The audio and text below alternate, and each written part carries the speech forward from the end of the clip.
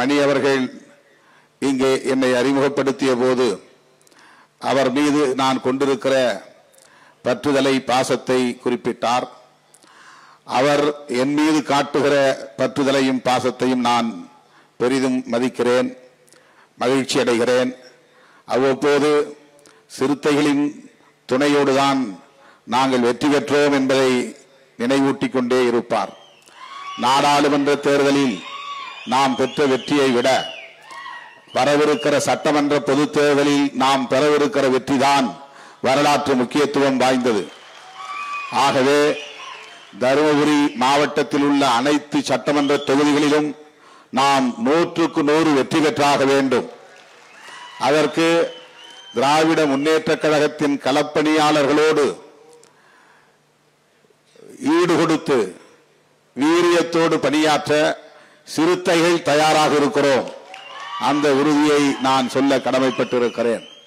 தருமபுரி மாவட்டத்திற்கு மட்டுமல்ல, தமிழ்நாடு முழுவதும் திராவிட முன்னேற்ற கழக தோழர்களோடு அவர்கள் பாய்கிற வேகத்திற்கு இணையாக ஈடாக விடுதலை சிறுத்தைகளும் களத்தில் நிற்போம், வெற்றியை குவிப்போம்.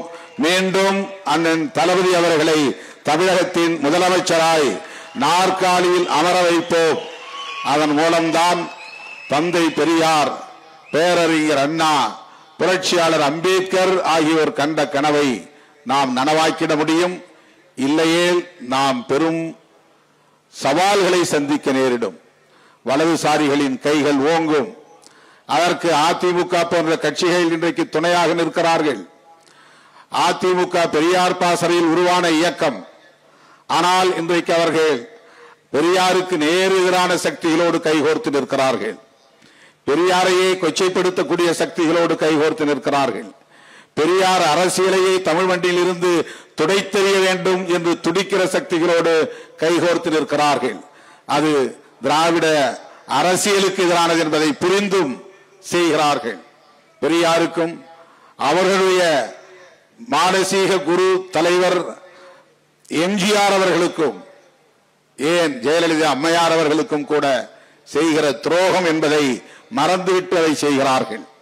ஆனால் அவர்களிடமிருந்தும் வலதுசாரி சக்திகளிடமிருந்தும் பிற்போக்கு சக்திகளிடமிருந்தும் இந்த மண்ணையும் மக்களையும் காப்பாற்ற வேண்டுமானால் திராவிடியன் மாடல் என்கிற பெரியார் மாடல் அரசு, அண்ணா மாடல் அரசு, முத்தமிழறிஞர் கலைஞர் அமைத்த நிறுவிய அரசு மீண்டும் இந்த மண்ணில் தொடர வேண்டும் என்பதை விடுதலை சிறுத்தைகள் கட்சி உணர்ந்திருக்கிறது.